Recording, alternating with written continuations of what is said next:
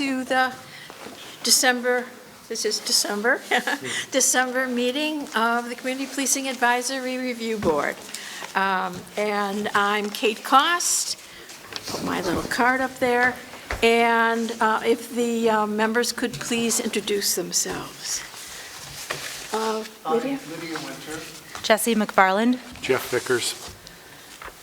Scott Frost. And this is Clark Adams, our liaison, and we will begin then. I'd like to get a motion regarding our town vision. I'm sorry, we don't need a motion for that. If you could please read the town vision. Thank you. Bennington is a welcoming, engaged, inclusive, and resilient community where everyone, regardless of identity, shares in our vitality and benefits from an outstanding quality of life. Thank you. Sure.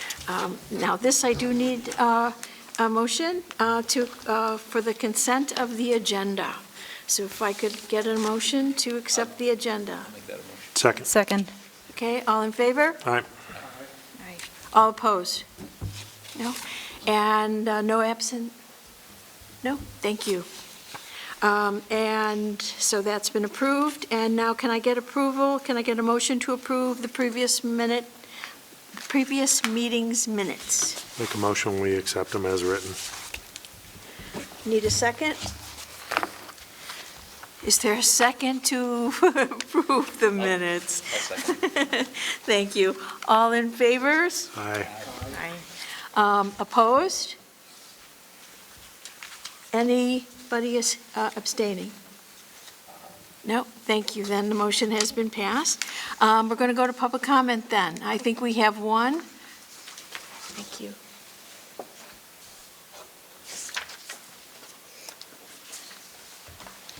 Hi, Kelly Carroll, Bennington, and let me just start by saying how fantastic you are, Jeff. I just wanted to say that. No, thank you all for your service on a serious note. Kelly Carroll from Bennington, and I'm here tonight to proudly announce the launch of Voices for Vermont Victims, a grassroots advocacy initiative created in memory of my daughter, Emily Hammond, and in honor of every Vermont victim and survivor still waiting for justice. The mission is simple but urgent: to ensure that victims of violent crime have a voice in Vermont's legislative and public safety conversations. Voices for Vermont Victims exists to give a platform to survivors and families affected by violent crime, especially in cases involving mental health defenses, stalled court proceedings, and gaps in our criminal justice system. In mental health-related cases, victims aren't guaranteed the opportunity to give a formal victim impact statement. And even when they do, there's no requirement that a judge reads it, and it will never, ever become part of the court record, and that needs to change. Vermont is also only one of 2 states without a secure forensic psychiatric facility, and we currently have no competency restoration process. That means that people charged with serious crimes, including murder, can refuse evaluations and avoid trial for years. Victims' families are left waiting, often without updates, without resolution, and without the same rights guaranteed in standard criminal proceedings. Voices for Vermont Victims works to bring these gaps to light and advocates for policies that balance mental health care with accountability, victims' rights, and community safety. I believe the only way that we're going to see meaningful change is if more victims and their families come forward and talk to their local legislators. Are you a victim? Has your family been impacted by the system, by delays, by silence, by being pushed aside because a case involved mental health? If so, I'm speaking to you. Whether it's a letter, an email, a conversation, or attending a public hearing, your story matters. Your voice matters. The Vermont laws that we live with are often shaped by people who have never lived through what you have. That's why they need to hear from you. So you can find out who your local legislators are by visiting the Vermont General Assembly website at legislature.vermont.gov, and there you can search by town and contact them directly. And if you live with or you have somebody up in Chittenden or Washington County, I encourage you to do that, because that is where the majority of the legislative committee leadership lives. And they need to know that the legislation that they pass and the legislation that they ignore has serious consequences. So when we talk about public safety, victims must be part of the dialogue. You don't have to shout, but you do have to speak. And Voices for Vermont Victims is here to help you find your voice every step of the way, because public safety should not come second in Vermont. And thank you. Thank you, Kelly. And I would ask that you keep us updated, okay? Kelly, please keep us updated on any activities that you've got. It's an important issue. We're working on something for January, so. Wonderful. Thank you so much.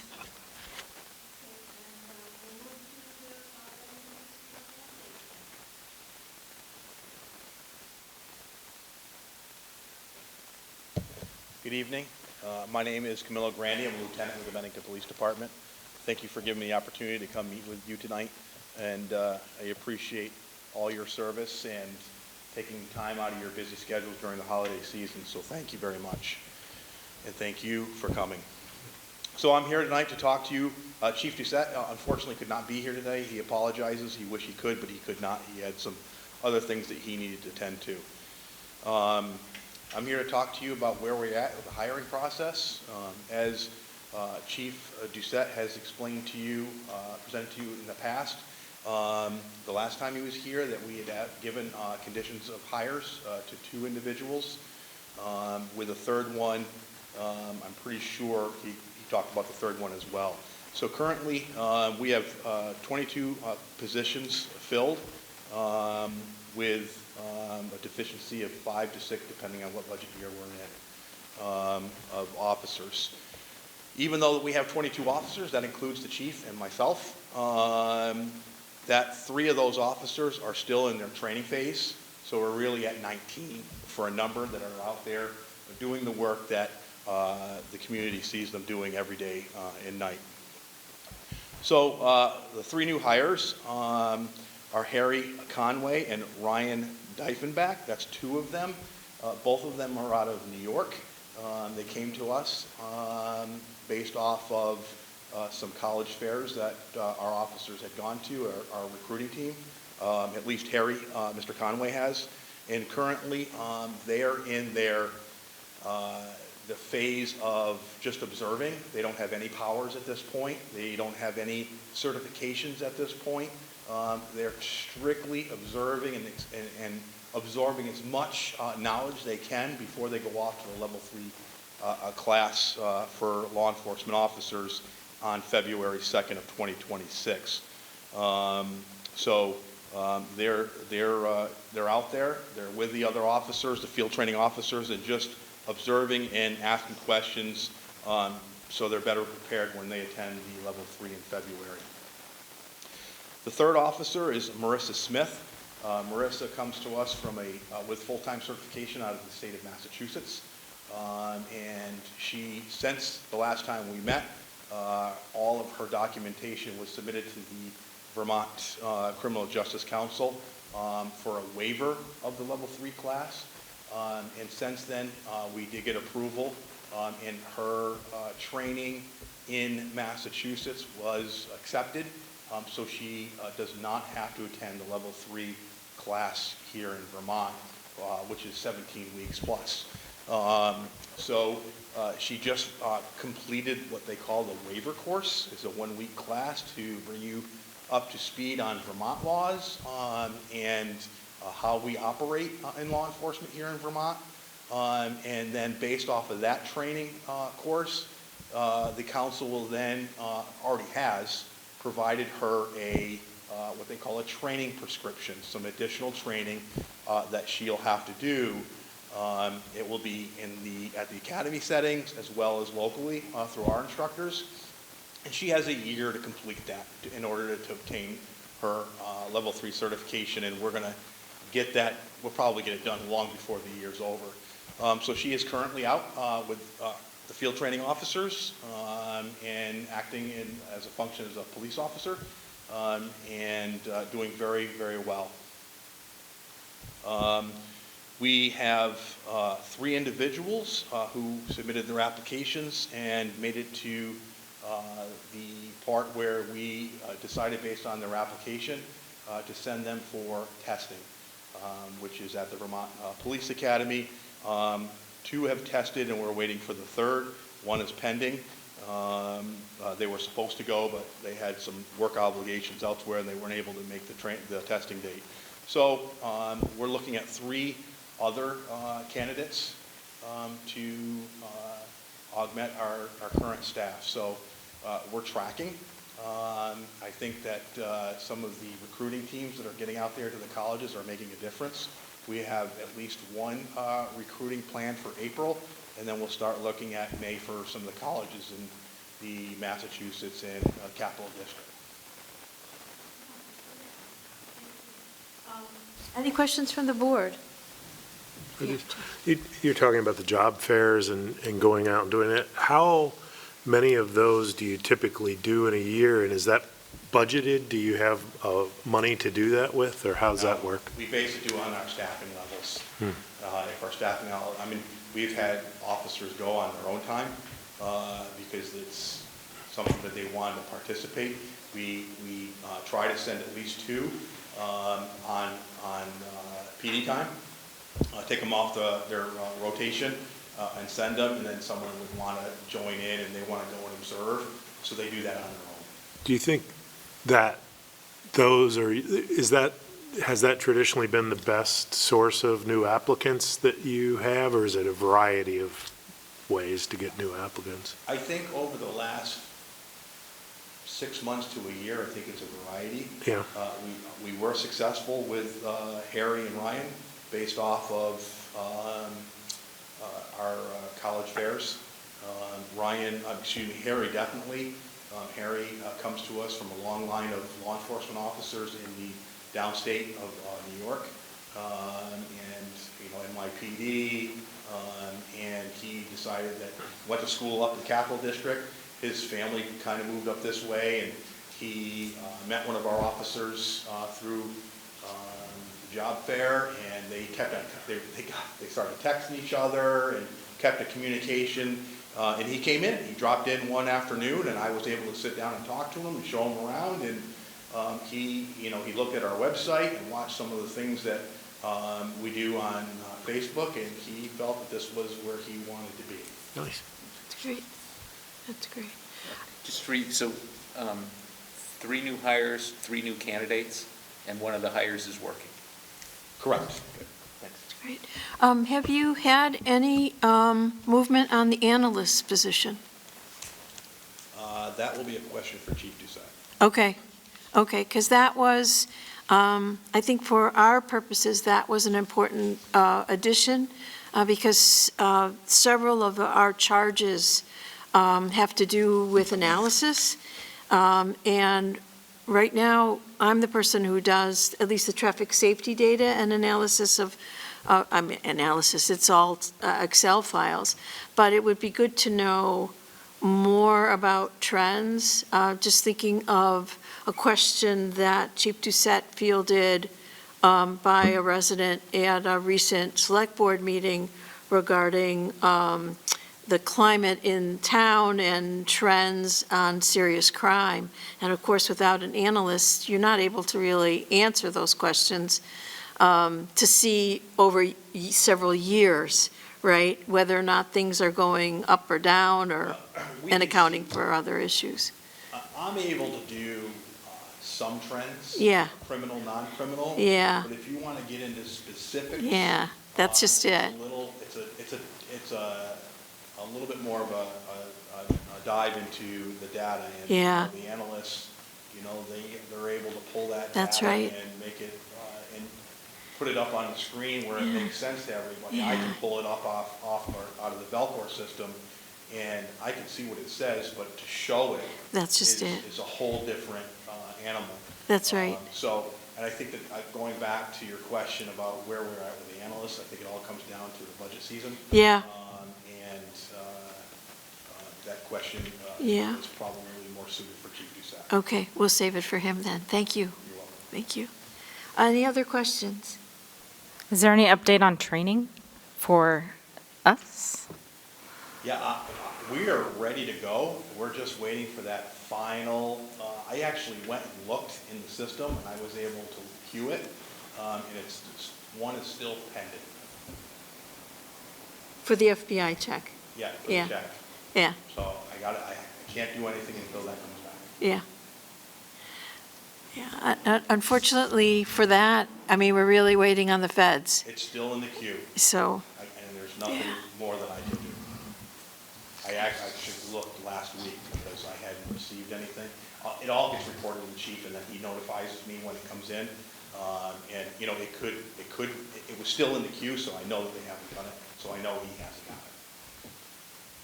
all right. Any questions from the audience? No? Oh, Kelly?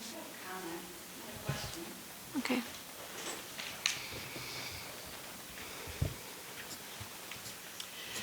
Kelly Carroll from Bennington. I just want to thank the Bennington Police Department for the recent raid that was on Gage Street this week. That's right up the street from my house. And as somebody who's dealt with a drug house in our neighborhood, I know that the amount of chaos that one location brings to a neighborhood. So I want to thank you for that and all the officers that did that. I know all the hard work goes into it, and I just hope that now the other half of the judicial system does their part, but thank you. Well, we appreciate you recognizing that. Those type of investigations, I can tell you, I field a lot of calls from persons concerned about activity in their neighborhoods, and it's not an easy fix. Those cases are long, drawn out. There's a lot of investigation behind the scenes before we actually even get to the point of securing a search warrant. And then there's even more work before that even is executed. So I do understand, people calling and wanting, their issues in their neighborhood quickly remedied, but it's not like watching TV. You've heard Chief Doucette say that before. There's a lot of time and effort that goes into those type of cases.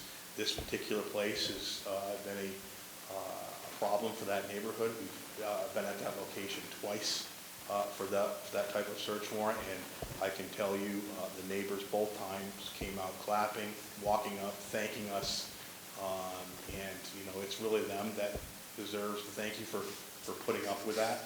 I talked to one resident the other day, and she told me that she lived there all her life. It was her father's house, and still lives there, and she's just beside herself based off the activity that she sees day in, day out. We do sympathize with her. All right. Thank you. Anything else? No? Thank you so much. Thank you. Have a good evening. You too. Okay, the next agenda item is a CPARB update. I wanted to update you on the listening session with students at the middle and high school. Unfortunately, that's not going to be able to happen, given changes both to education and funding for services at both the middle and high school, at the state and federal level. They just don't have time. They're overwhelmed. But they did give me feedback on the proposal. So when we get to that, I'll be able to share some of that feedback with you, because they were very helpful with that. And so are there any questions about that? I'm really sorry that didn't happen. Given that, I'd like to move on to the evaluation of the Public Safety Forum. What I did here is you've got the evaluation for the one in February and the one in November, just so that you had some comparison in hand, all right?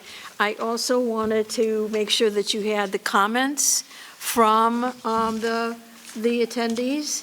so that you could see what they've suggested.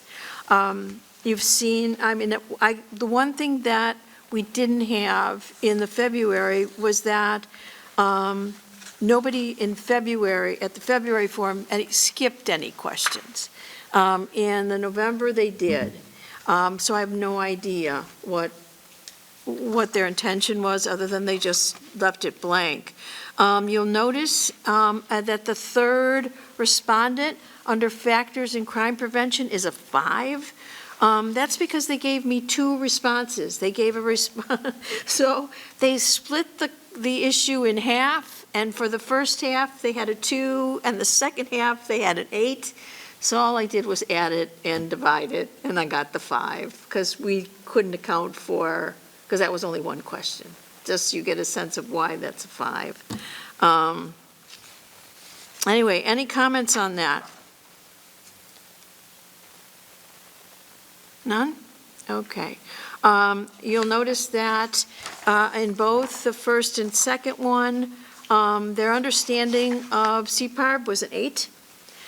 So we're not going to include, I would suggest that we don't include that in any future forum, because I think that people just are now kind of used to us and have had a lot of their questions answered. So that's what I would suggest anyway. We'll see how things go later on. So no comments on the evaluation then? Well, do you think that the fact that 4 people, well, 3 people, 1 person skipped everything, but Yeah. 3 people skipped that particular question might mean that it was, I don't know what it means. yeah. I don't know what it means. I don't know if they felt that it was, they didn't matter to them, they didn't care. I mean, I have no sense of that. So, and I don't want to, I guess there's a part of me that doesn't want to speculate as to what their skips mean. Right. The last person, as you say, skipped all of it and then made this statement about how it was a great forum. And, so, I don't know what to do with skips outside of just to record them, because I don't know what they mean. Any other thoughts? But thank you for for that. Any other thoughts or questions on it? No? Okay. Then moving right along, I'd like to get, I think I need a motion to discuss this. So if I could get a motion to discuss the proposal for another public safety education forum that focuses on at-risk youth, I'd appreciate it. I make a motion, we discuss that. Can I have a second? Second. Okay, all in favor? Aye. Aye. Opposed? Any abstentions? No? All right, thank you. Then we'll move on to this proposal. What, I just as a point of information, I sent this document that you're seeing to both Alyssa and Glauke. Glauke is the coordinator for choices at the middle school, and Alyssa is the coordinator for the ACT program in the high school. And because I wanted to get their feedback as to whether or not they thought the direction we were going was accurate, relevant, get their thoughts on that. And they both felt that it was an important issue. They suggested I add sunrise, and that the goals of the forum were aligned. I'm reading it directly. The goals of this forum are aligned with many of the conversations they've been having with youth as part of ACT's ongoing Youth Thrive initiative, and that they would plan to attend with students. So I wanted to let you know that. Jeff was kind enough to create this AI document that you've got. Did you want to say anything about that? or No, talk I guess about I that? just, I kind of took what you had sent over and went through a couple of iterations just to come up with maybe ideas to talk about. But when I saw how many different things it came up with. I think that's just too much, and I can't remember the last one. I think it was like 4 Yeah. specific things, and maybe that's where we focus, is to figure out what are the most important things to keep it. Because I thought that was a good amount of discussion time for each thing versus Yeah. if you have too much, it's just going to be overload and not really be able to address, or each panelist may not be able to give their input. So I think paring it down would be important. Yeah, I guess I had the same thought. Yeah. That if we could narrow, because I think some of these questions are right on target. Yeah. In terms of safety, warning signs, et cetera, that these questions have. So Yep. I'd really like to open it to our discussion on what folks think. And, because I'm happy to scrap the ones that we've got in the proposal. Well, I don't I mean, know. they just, I think that these target, that's all I meant. Yeah, But if we had like 4 questions. that's what I was thinking. We could keep it to 2 hours, and, because we've got potentially 6 panelists. So that's, we would still try to keep it to 20 minutes for each question, like we have in the past, and then have a half hour for questions from the audience. So that means we've got, maybe an hour and maybe an hour and 15 minutes when we get through introductions and stuff like that. So anyway, what do people think?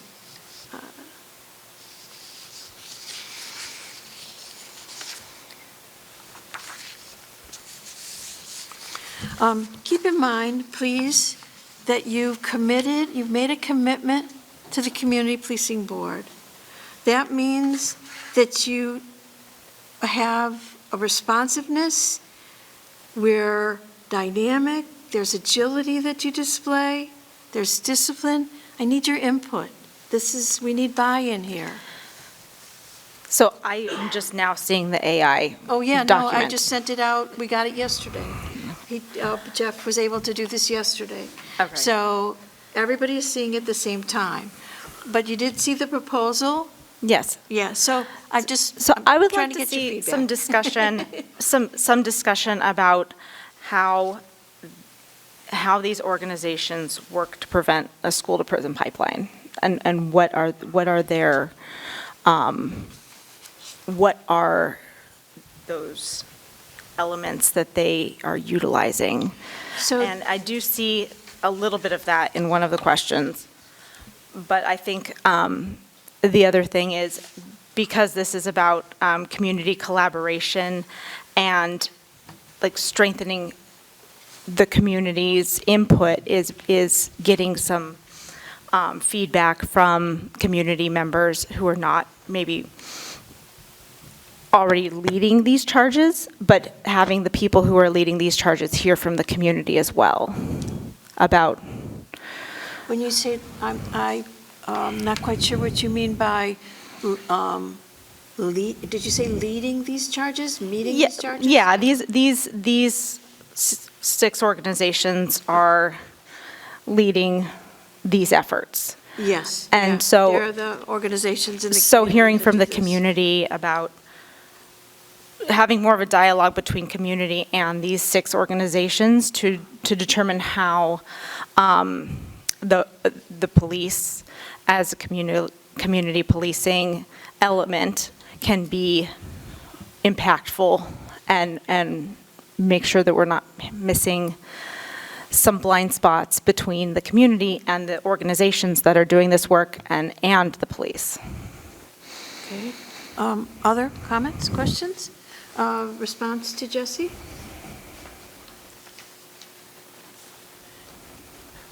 The only comment I would make is that we should have a list of maybe like the problems that maybe the police department has encountered, so we have an idea of like what the issues are, like what are these adolescents, what kind of problems are they causing, or what the issues are. Well, I mean, you've got, just as a point of information, that's part of what we're asking these providers. Like, what do they encounter?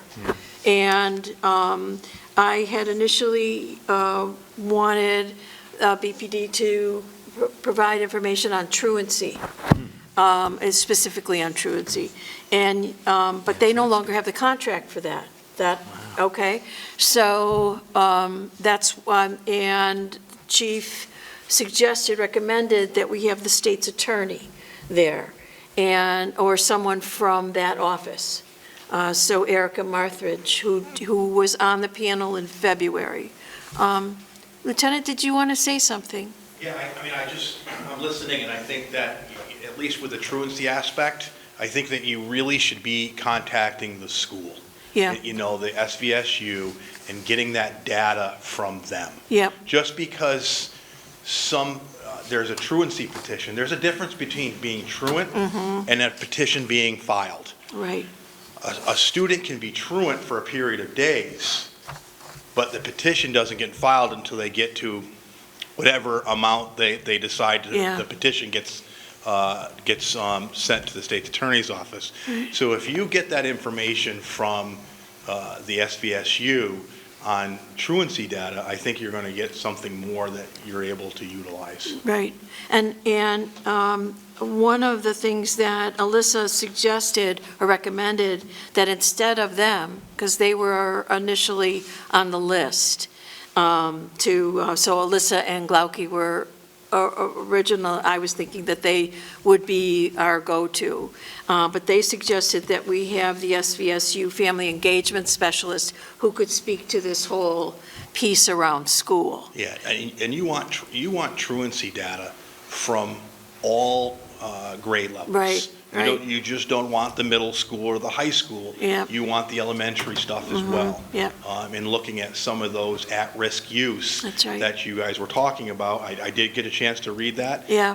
And, that's, we need to start identifying and those at-risk use, and truancy is one of those issues. Yeah, and this individual apparently also would be able to provide information to students who are homeless and are or totally disengaged, so they've dropped out, and they've still got some contact, which is why the Department of Children and Families is on there too, so that those kinds of what I would refer to as the social determinants of health, housing, food security, the environment, how those youth are affected.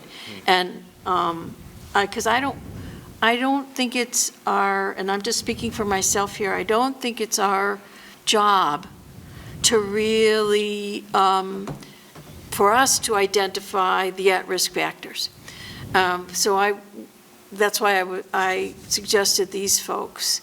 And then, as I say, Alyssa also suggested Sunrise, because they've got a whole group of people, it reminded me a little bit of Project Alliance, a group of providers who then can target services, and I don't know if they all identify individuals but they do in Ben Staff, but this is something like that. Anyway, I don't mean to go on. Just another but thank question. you. Yes. How about gangs? Is gangs a problem in the town? Gangs? Yeah, adolescent gangs in Bennington? Coming into our community, Oh, I would say we had a problem. We still have concerns, but we don't see the activity that we were seeing a couple of years ago when we had the huge spike in violence coming from youth coming to Vermont who are clearly involved in gangs in their home area. We're not seeing that as much as we did in 2022 and 2023, but it's still something that's on our radar. Thanks. Kate, I like the stakeholders that you've put together. Yeah. One of the questions that comes to mind, based on what you said about Sure. trying to get a form together, or a group together for speaking, is maybe the question of how state and federal changes that are coming down the pipeline might impact the effectiveness or how, I mean, that might be a totally different conversation, but It's an important one, though. Yeah. Yeah. No, thank you for that. definitely will add that. When we look at the things that I proposed here, and in terms of the general statement of the goals of the forum, it's the end of the document, the proposal document. And then on the other side, these are, I wondered if some of these, like, how do unmet, this is the first question under the youth risk and community safety. How do unmet needs among youth sometimes turned into public safety concerns in Bennington? That could substitute for some of the ones that I suggested. It meet at least partially what you suggested at the beginning, Jesse, about what are those issues and how do they get to this place of being at risk. Because the other thing that I think is a part of that question is what situations do youth come in, when they come into contact with schools, law enforcement, and emergency services? You know, is it substance use? Is it home violence? Is it being homeless? I think some, you know, being in a small town, those things are, I think, where was I going to go with that? I'll come back in a moment. Yeah, no, that's fine. That's fine. Gather your thoughts. It's no problem. But the other thing that I really appreciated about this document, Jeff, was the early intervention, the discussion of the early intervention in terms of outcomes and long-term community safety. Because that's really our focus, is about community safety. And if we could have the questions, I mean, some of these are sort of beyond us. It's like they can make a comment on the barriers. This is all the way down at the end. But that's kind of out of our purview to address the availability of services. That's So have a focus towards community safety. Yeah. Makes sense. And other thoughts? That's where I was going, was to intervention and how can we, you know, advise Sure. for the community policing component to be more of an intervention as opposed to a prescriptive. That's right. Yeah, no, I agree. Because the third question, the third topic here about what prevention strategies are most effective. You know, just given the potential information that the panelists that we're proposing, I mean, they certainly could speak to that. I think another component is how can the community be an advocate for preventing things, and how can these organizations help the community to help the police, so that the community, in communicating with the police, are working all together. And collaboratively. yes. Yeah, which is the last issue, the last question. I don't know if you got a chance, not on the document that I created, but on the AI. Oh, yeah. It's the number 7, and can work together better to support youth and improve public safety. Because I was just thinking that with the the youth council that's going to be formed. I haven't had a chance to listen to the select board meeting. And Sarah, were you there? No, okay. Did anybody get a chance to, Clark, you were there. When is that supposed to start? I believe it won't be till after the first of the year. Okay. Is when that's going to initiate. I know there are some other, they were specifically mentioned as being involved with CPARB as part of their process, but I don't believe we have a date, a specific start date. Yeah. I was going to ask if we could have like a youth like. It would be lovely to have someone youth from that representative. population on our board. I think that would be great.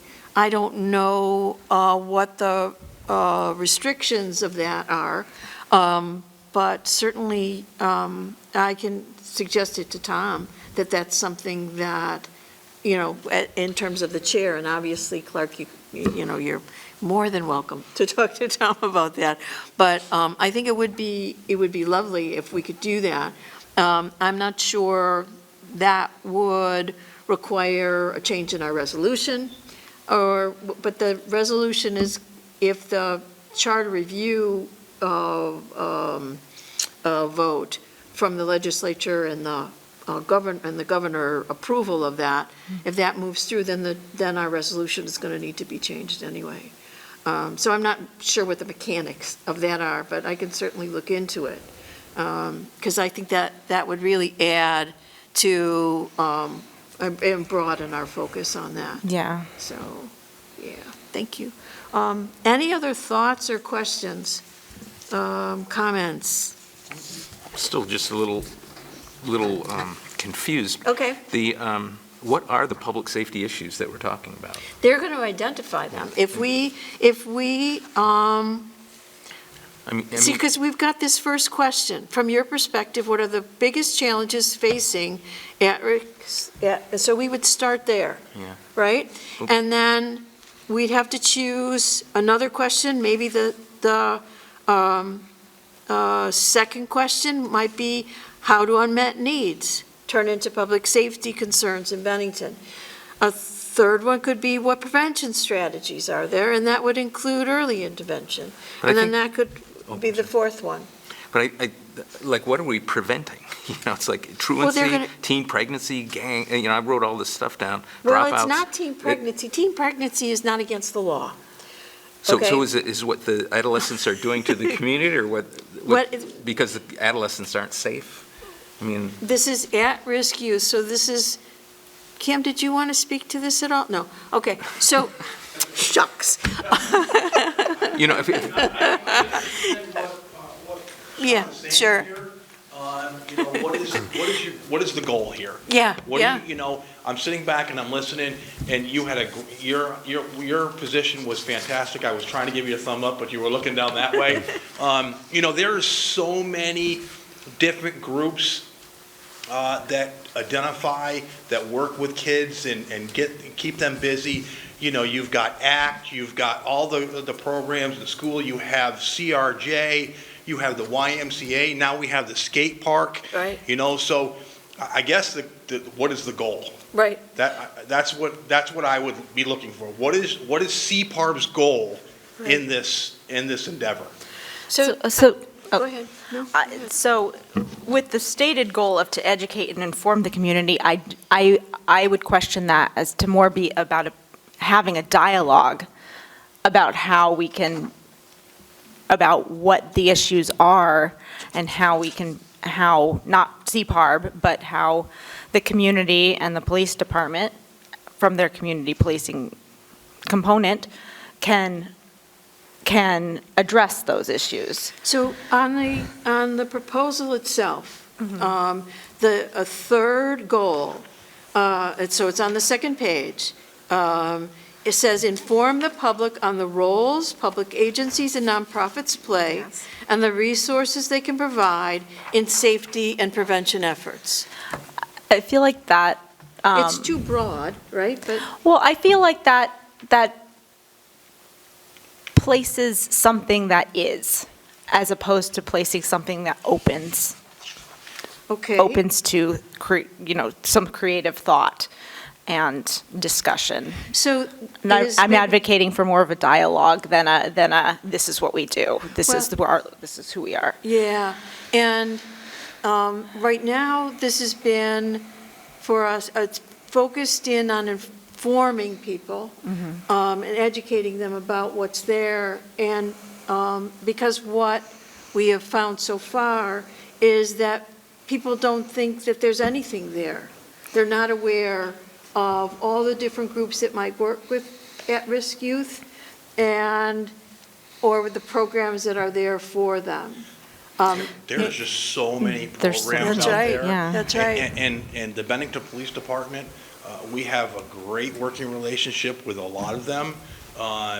We have awesome relationship with CRJ. Yeah. Anita calls me all the time, Yeah, and I've gotten to the point where, because, my career is starting to, it's getting towards the end. Yeah. And you saw, Corporal Rakana and some of the other new people that are promoted. So now that we're making those connections with the new leadership that's coming behind me, we're doing that constantly. Right. With groups like CRJ. Right. So I think that, knowing what you're looking to do, what services are out there, and how can you get that information out, is what I would like to see. CRJ, they've got the lounge. Right. They've got Threads. Last time I knew they still had Threads. No, they still have Threads. And I hear wonderful things about that. That's I right. personally have donated stuff to Threads in the past. Sure. And I think that I went in there, I did a walkthrough, and it's nice stuff. Oh, yeah. And CRJ does a great job putting that out. They're also But- at the schools. They have a coordinator, and you know this, they have a coordinator that goes through the middle school and the high school to, around prevention services. ACT, Yeah. ACT gets And all ACT. kinds of data from Yeah, kids yeah. on what they're experiencing, and it's, law enforcement's not collecting that information. No. That's coming from peer to peer. Right. In the high school, middle school, adolescent age, they're giving their information to each other, and there's some great data out there. And Glago, she did a wonderful job. Those kids. Oh, They yeah. can put a presentation together. Oh, and they have done, Oh, yeah. Oh, yeah. Unbelievable what Yeah. they can do They're over there really at the middle good. school and the high Yeah, school. I was yeah. very impressed. I wanted to bring them in to do my data. So Yeah, no, they're good. there's a lot They're out good. there. It's just making Yeah. those connections. Yeah, no, I agree. I wonder too, if, given your concerns, and I think that they're important, and your concerns, Scott, if, what you thought about including some of the content from the mental health, substance abuse, and that fourth topic around how do mental health challenges, trauma, or substance use influence youth behavior and safety. Is that a focus that we should have in here in terms of education and support and information? Because we have a half hour, and I would like to really have more than a half hour because we always go over for questions. What we've done in the past is that we've had the panelists provide the information that's there, talk about their collaborations and coordination of services, where they see the needs in a sort of a free-flowing conversation style rather than presentations. So they back each other, there's a lot of back and forth in terms of their conversation. And so, and then we have the audience, and it usually winds up to be 40 minutes and not a half hour. We invariably go over at least a half hour, at least 10 to 20 minutes for people's questions, because then they've got all of the information and they themselves then weave that into the questions that they have. I particularly think that with that question, it should be about discussing the response Okay? as opposed to their particular behavior, but how it's responded to as having an impact, as what the impact So- that people can respond to. Yeah, so would it be something like, how do providers, And family members, sometimes people aren't comfortable or not sure of what's going to happen if they reach out to somebody in a situation, and talking about what are those responses that, or what is the determination around those responses that make people feel safe with reaching out when they see issues, I guess. Yeah, and I guess more generally, these are barriers, right? I guess Yeah. I'm not sure, even with all the training that I've had in this space, not just community policing, but as a professional prior to retirement, I'm not sure I could identify all the barriers, right? So I would ask them in terms of barriers, because it is around safety, but there's a host of other things too, in terms of abandonment, et cetera, right? Okay. Did you want to say something else? Well, like I say, I don't even know what we're trying to prevent. It's like, are kids selling drugs? Is that the problem? Or is there violent behavior? Are they breaking into houses? All the above, all the above. Yeah. Yeah, I mean, and so- I can say that as a member of a community panels at CRJ. I but could say that. But I think that's what we should be addressing, how we can prevent those crimes from, Well, because if we don't talk about what's being done, then it's hard to say, how are we going to fix it? Well, I think we have to talk about what brings people to that point. yeah, And how we can prevent it from getting to that point. Yeah. Where people are in crisis and making Yeah. those choices. and I don't want to get off topic here, but in February, we're going to have an officer come, one of the officers from BPD come, and do a presentation on pre-charge. The pre-charge policy and, because that's used particularly with youth, particularly with what we would think of as first-time offenders, but it channels them away from the court system so that they have a second chance to do that. And a lot of that goes through CRJ, the Center for Restorative Justice, in case you're not familiar with that acronym. And so they provide a lot of the information and services to those kids. So that'll be in February. And I thought that would be a nice sort of precursor then, because it's televised, right? It's a precursor then to this forum that would be in March, at the end of March. And I know that we haven't talked about the rest of the proposal, but I would suggest that I put some of these thoughts together and then send it out again. If people wouldn't mind responding then to me with their suggestions or edits, I'm open to all of that.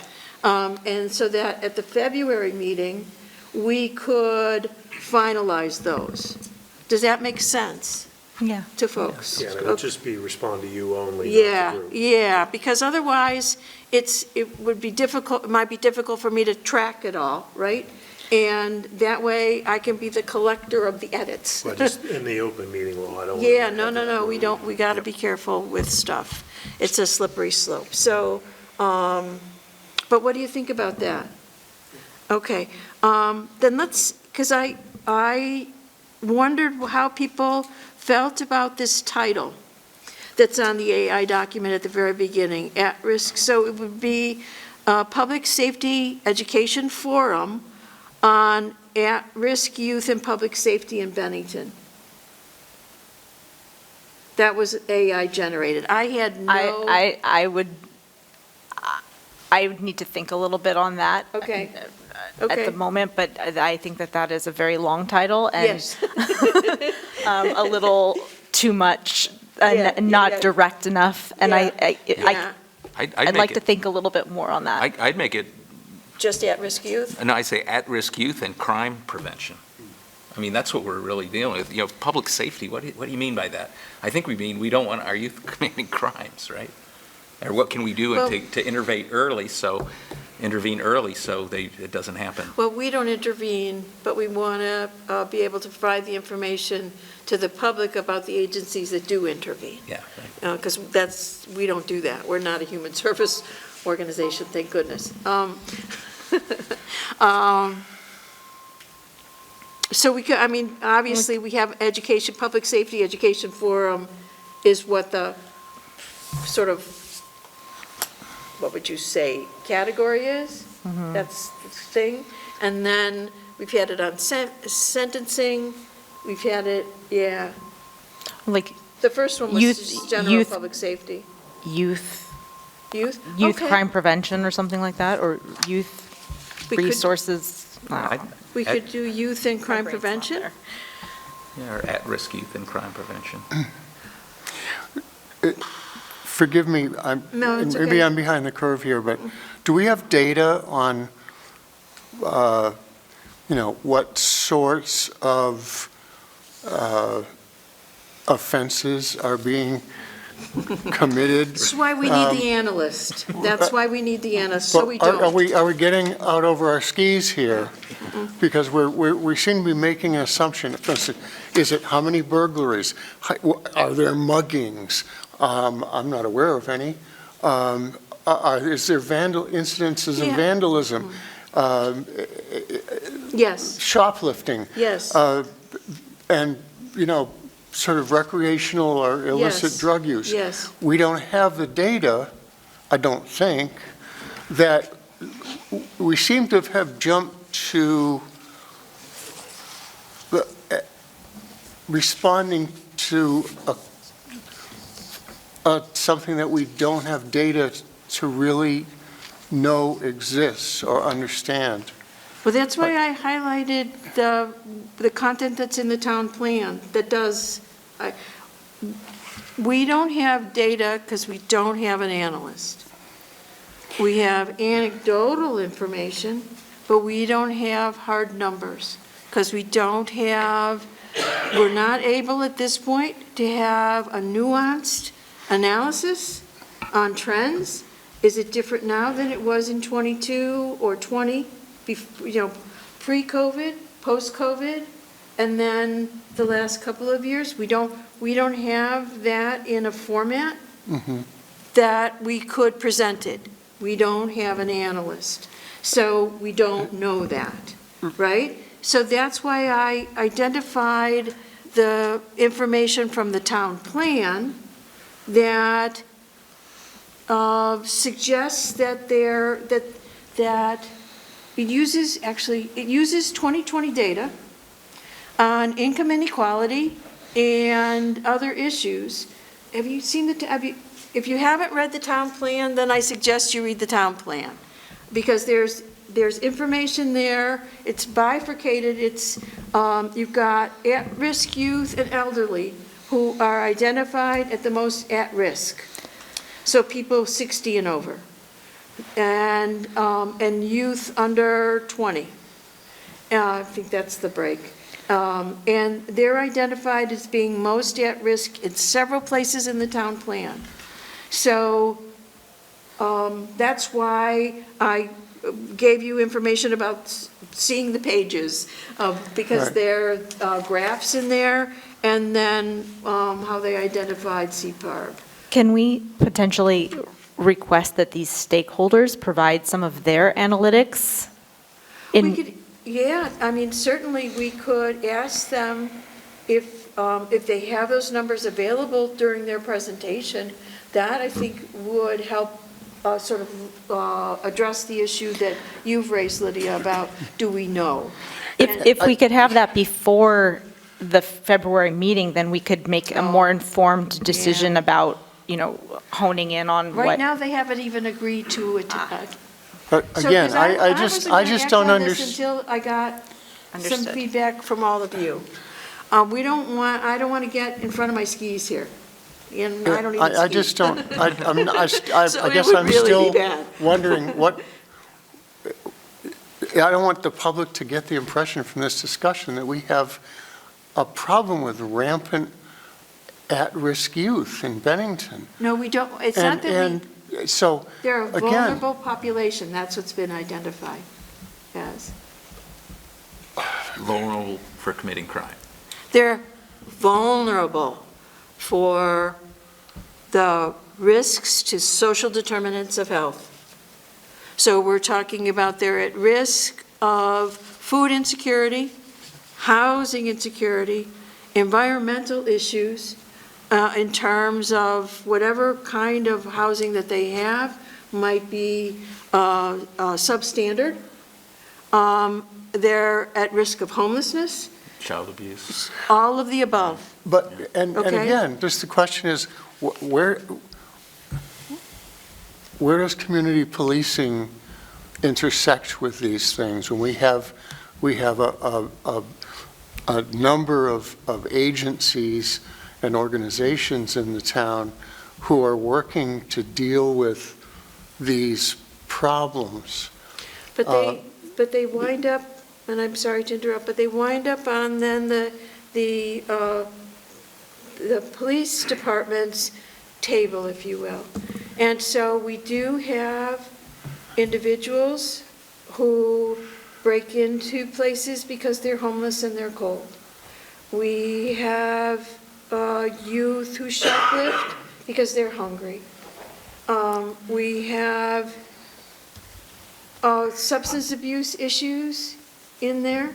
And so there's, Yeah, that's a great way to I mean, start this so forum, by outlining by the doing problems. that. That's And if I could, if all of these people agree to this, then I would certainly ask them to provide some information so that we could provide an introduction to that, sort of set the stage and go from there.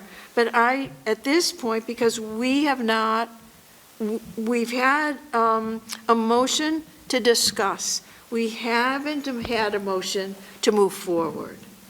So, I mean, that hopefully will come in a bit, but I don't want to shorten the discussion of that piece. So, and that's why I said because we don't have an analyst, we can't address the very issues that you've raised, Lydia, which I think they're really important, and it would be important for us to know, but we don't have that. From the police department's perspective, we don't have that. And so I'm hoping that these potential panelists would be willing to provide that. Have at-risk youth been identified to us by the police department as a significant problem with regard to law enforcement? No. I mean, I haven't had a conversation with the chief or the lieutenant on that. This was recommended by a couple of attendees, which is why you have the comments there. Yeah, a couple of attendees at the last forum. And, I mean, I could speak to the flow of adolescents who come through CRJ, because a lot of our panels now, our community panels are with youth rather than older adults. And, you know, I can speak to the issues that have been raised in conversations with coordinators at the high school. So would the objective of this forum be to come up with a set of recommendations? No, no, Okay. no. Then is it to educate the public about what's being done already? And the possibilities for the future. But again, that gets back to recommendations, right? Well, there's a question that that was generated with AI about how families, schools, providers, law enforcement, and the broader community work together. And I think that puts a positive space on that we are a collective. We are a community, and when we care about one another, we come together and we become stronger.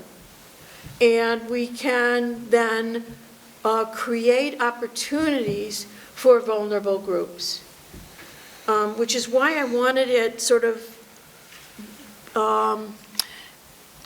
why I use the town plan as sort of a foundation. If it's identified in the town plan, we've got anecdotal information from different organizations about that, that I just thought that would be something that we could have a voice in that we have an opportunity then to bring parties together. Because in the end, it is about crime prevention. Because what we know is that school to prison pipeline is very real, that Jesse mentioned at the very beginning. But the Bennington Police Department is already interacting and interfacing with the variety of organizations in the community who exist to address these concerns. That's right. So if we're going to recommend that the police interact with these organizations, that's already being done. So I don't want to totally derail the discussion, but I just wanted you to be aware that I'm struggling with the fact that we really don't have data, and so it's hard to realize what it is we're trying to achieve here. Other folks? Other comments? Jesse, did you want to say something, or Scott? I like this group that you have here. Yep, You know, I think that they're the people that could discuss this. yep. But I really agree with Lydia that, you know, we need to state what the problems are and then have them address those problems. I guess my preference is that they identify the problems since they're in the arena. I think if we're looking at what our role is in facilitating this, it's where are the gaps and how can we help to advise for the community police or the select board to fill those gaps. I mean, because we are here, we're the catalyst to,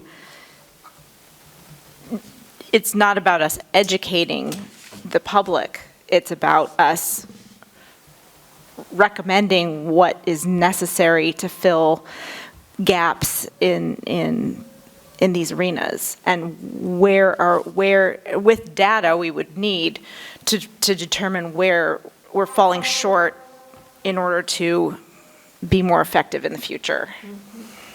Does that make sense? I'm conscious of our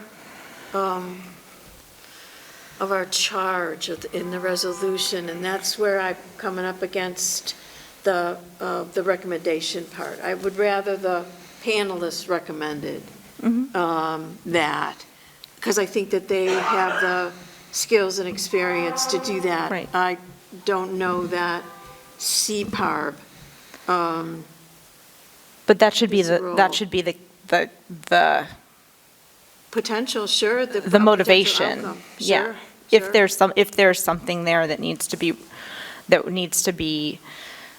if there are things missing that we need to get past the blind spots to find more efficient ways to get to where we are accomplishing what is required in the town plan, Sure. that it should be about what are we missing, and what is it that the police department and the select board Can do. Yeah. Or need to bring. There's a question, the first comment on the November 6th evaluation, the person, the respondent, let's call them that, the last statement is, how are we pivoting to deal with the unmet needs of our youth? And I think that speaks, if you will, that question that this person asks, sort of, it prompted me to, got to do something here, we got to do something. I think Clark has a comment. Clark, did you have a question, or a comment? Well, as an interested observer here, Sure. and looking at the history, I think the last three words in the title here, the Advisory and Review Board, I'm hearing about multiple agencies that are actively involved in addressing all of these issues currently. And in keeping with some of the other things I've heard earlier, I think that we need to more or less get feedback from those organizations as to where they are unable to meet these needs. Yeah. And maybe in collaboration with, I don't know the numbers, there's probably 10 different groups that are involved in these issues. Yeah. And I'm sure there's some crossover. And I think my recommendation, our advice would be for these groups to basically have a brainstorming session, organizing and presenting what they offer and how they function collaboratively. And once they put that matrix together, say, hey, all these groups have looked at this issue, and here's what this one do, and this one can support that. and have a framework that we can operate in. I think at this point, we're just, jumping into the pool without knowing how deep it is. Well, my understanding from Alyssa is that that's already happening. That From Alyssa is the person that I contacted from the high school. Okay, She is the coordinator of ACT. okay. And her response to me was that they already meet that the focus of the proposal that I sent her, and obviously she did not see the AI, anything that was generated yesterday, but that she felt that it aligned with the focus of that group, that those providers all meet together, and they're already sort of discussing, they're trying to collaborate, coordinate delivery of services. Right. And identify who is best to meet what Right. in there. Well, So, What I'm thinking is, we're jumping in the middle of the process. I think this collaboration between this multifaceted group of organizations, when they've got their working paper together, and they've identified where they need help or additional assistance, that falls into where, we can review what they're putting, and you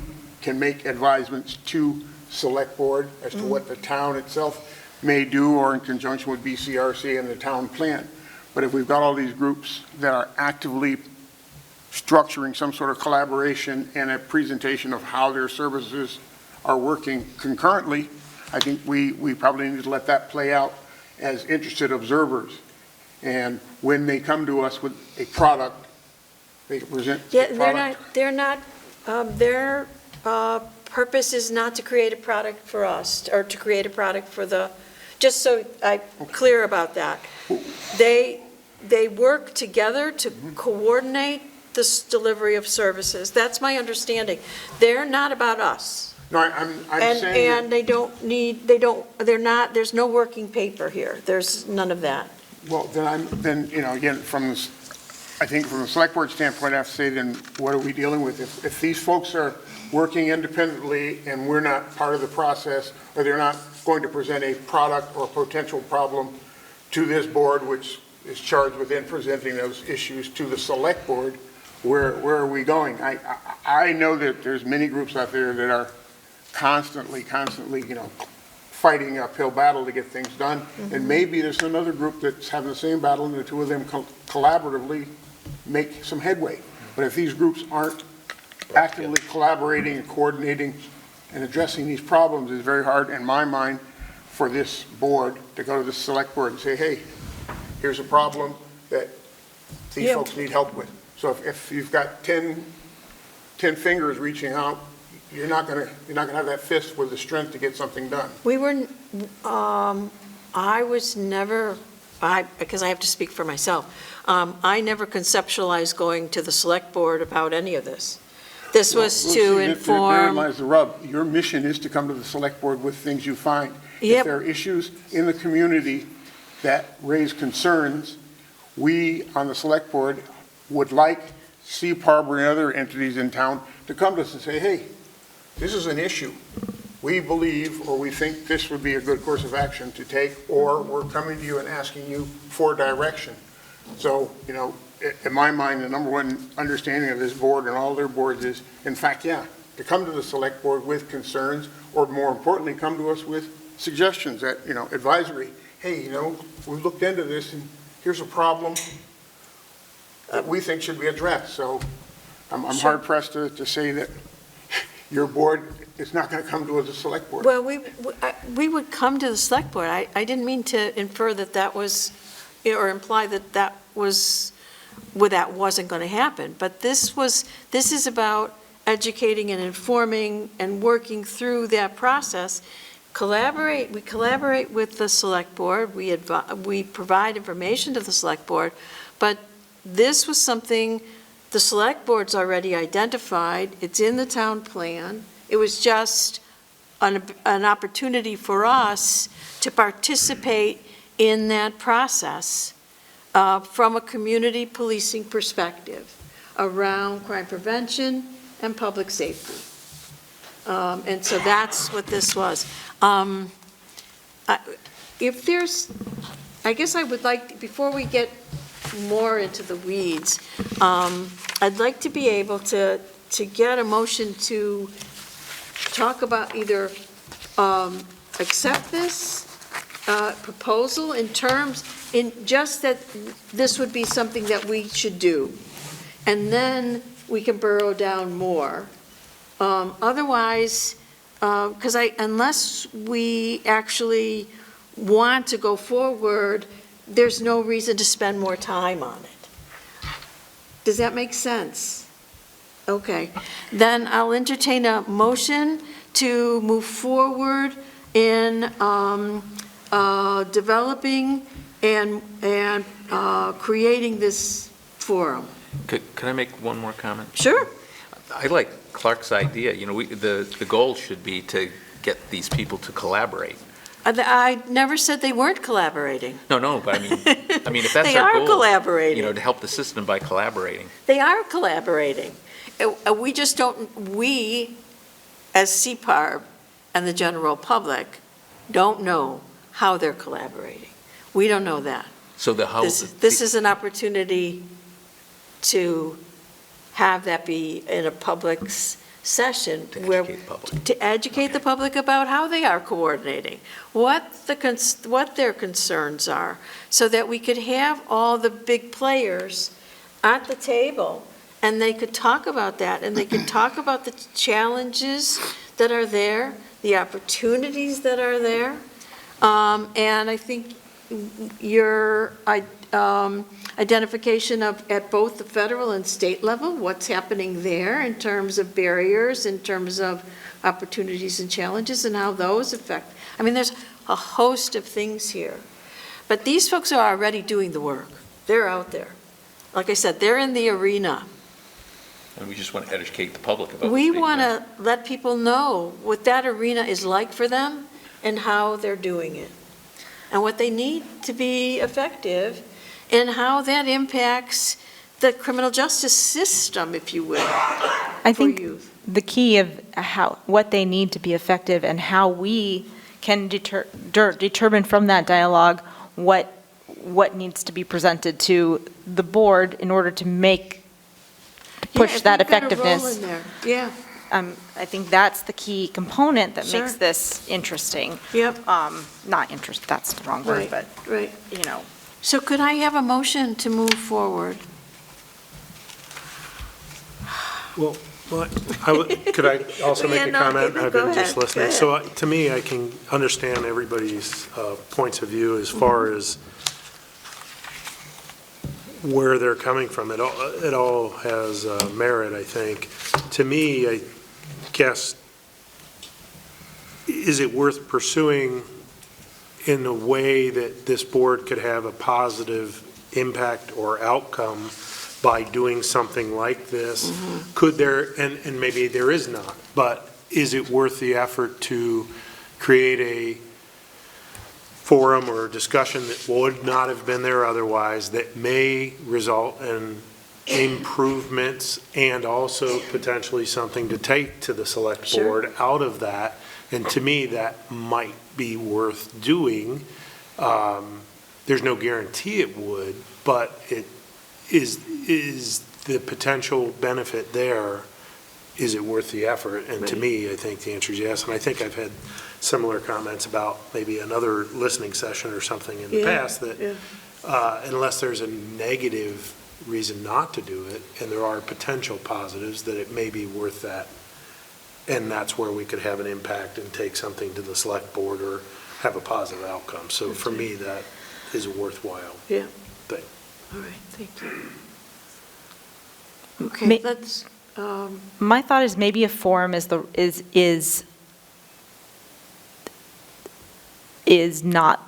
maybe an alternative approach would be something that invites more community into the space out, that's more of a dialogue. yeah, and I could actually see that as a second step, that, because my understanding right now is that the general community doesn't have the information. It doesn't know about this group of providers, how they collaborate, what they do, how they provide services, where the gaps, they don't know any of that. And so I could see a workshop kind of process as a follow-up, as the result of this, that then moves into a workshop, and where we get more buy-in, more discussion, more ideas from the community as a whole, so that this might actually be a two-step process, where with our other forums, we've never done that. And that's an exciting, it's exciting potential. Did any of the other forums identify blind spots or gaps that could have been presented to the select board, or that had an impact on policing efforts? Not that I'm aware of, because in the first forum, there was a strong identification that there needed to be some changes at the legislative level, which is why the second forum focused in more on that legal end of it. The second forum, though, was almost very protective of that legislative space, and didn't want to discuss that in terms of, so how could sentencing change, what needed to be changed in that. That may have been a consequence of less focused questions, I don't know, that came from us. I'm not clear on that at all. But I really, the feedback that we got in terms of comments from that second forum, that's where I got the idea that, okay, so it's, and then, of course, I read the town plan, and it's in there, so that's where we went. And so that's why you've got this here. But I think that to have a workshop, once we have the information out there, that would follow that maybe within a month or two, because we would be able to facilitate a workshop with the help of some of these panelists, because I don't want to take up a lot of their time, since they're working all day, and then this would probably be at night. But anyway, I don't want to get ahead of myself here. Yeah. So could we call an end to the discussion, though? And because I feel like we're kind of circling here until we know that we really want to do this. Because if we don't want to do it, then we're done, in terms of trying to put something on this spring. We have a meeting in February, and we have a meeting in April, and then we get a new board. I'll make a motion that we move forward, and then people can send emails to you with potential questions, comments, and then something that maybe we revisit at the next meeting. Yeah. I think it's worth still talking about. Maybe Oh, sure. it evolves into something else, but I'll make that motion. Okay. I'll second it. Okay. Then all in favor of moving forward on this, please say aye. Aye. Aye. Aye. Opposed? No. Okay, any abstentions? No. Okay, the motion passes. Thank you very much. I'll get your feedback, work something up. I'll probably send it out before, like I said, in terms of some of the questions, and then please give me your feedback.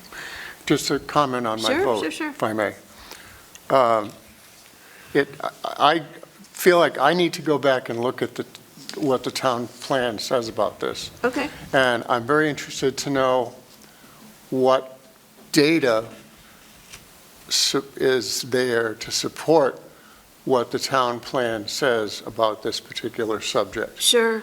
And if it's purely anecdotal and it's purely somebody's opinion, and it found its way into the town plan because it sounded like a good thing to support, then I don't feel that that's enough basis for us to move forward. And that's why I voted no on the motion. Sure. I just don't feel I have seen any data yet. Okay. Yep, and I don't know I certainly don't know all the specifics of how they got their data. I know that there were a number of community meetings and feedback sessions on things, but their data sources are cited in, I think at the end of the town plan in their appendix. As I mentioned on the document that you've got in front of you, I've got several pages there, 41, 42, and 65, where youth are highlighted. So that might be a starting point anyway. Okay? All right, thank you. Moving on then, for upcoming agenda items, at the February meeting, we're going to have a presentation on Benstat, just a short one, because it's changed since the situation. This is the state created the situation table.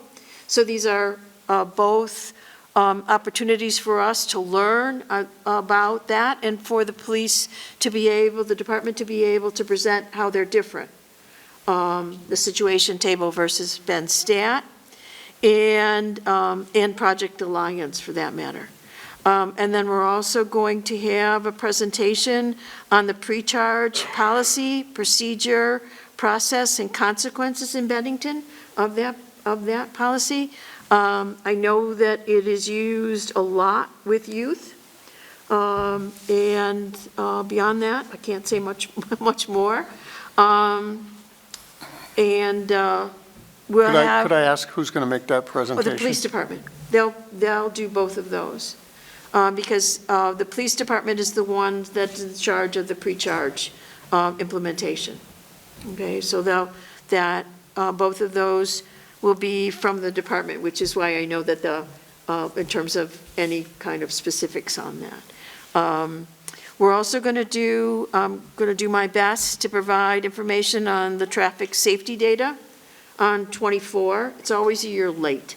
So that's going to be uploaded to the town website, and then I'm going to do similar tables like I did last year, which included sex, age, and race of the folks who received tickets or warnings on that.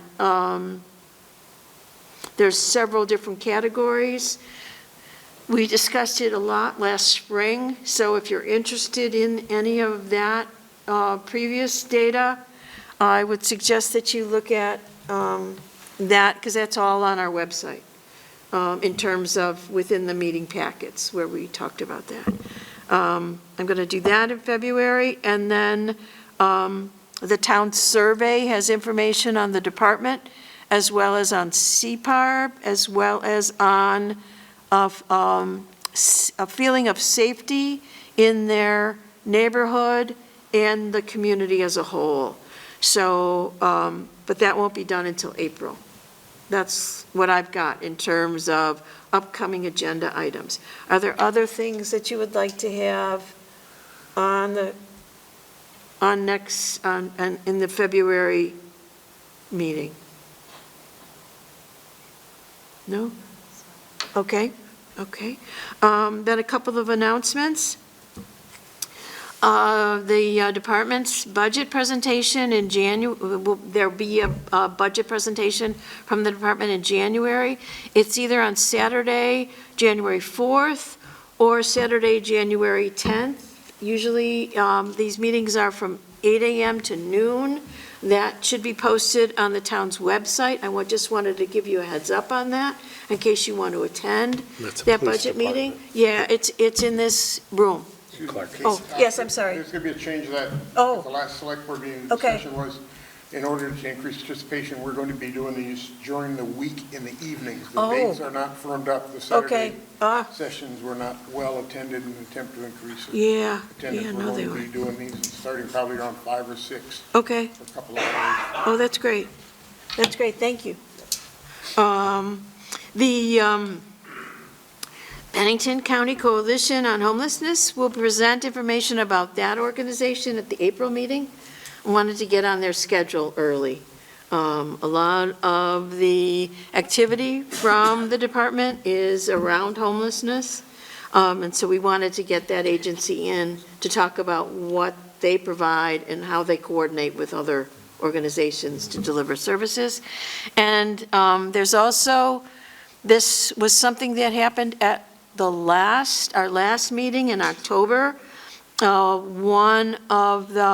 the presentation by Brickell around Act 57, that Jeannie Jenkins asked if the chief could please do a presentation on how it will change, CPARB will change, what the implications of that charter review vote is going to be on CPARB. And so we wanted to put that in April, because hopefully by then, both the legislature and the governor would have acted on that. Okay. Any other announcements? No? Okay. And then I just wanted to mention that our meetings are on the fourth Thursday of the even months, from 6 to 8 p.m. in the firehouse in this room. And so our next meeting is on February 26th, 2026, in the multipurpose room of the firehouse. All right. Can I get a motion to adjourn? I'll make a motion, we adjourn. Second. All right. Say aye for those of you who want to adjourn. Aye. Aye. Okay. Thank you so much. Have a wonderful and joyous holiday, everybody. Thanks for attending.